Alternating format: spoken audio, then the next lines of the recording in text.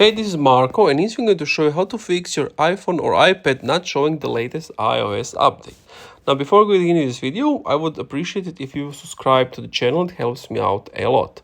So, basically, if you were to go to the settings, and then you want to go to General, and then Software Update. If you know that there's a new update and you haven't received it, basically there are a few things you can do. As you can see, I have received this one. So you want to make sure that automatic updates are on, and if they are on, you just need to come here, refresh the screen, and potentially that will get you the software update. Also, make sure that your device is compatible with the whatever iOS that is currently out. If it's not compatible, you won't be able to install it.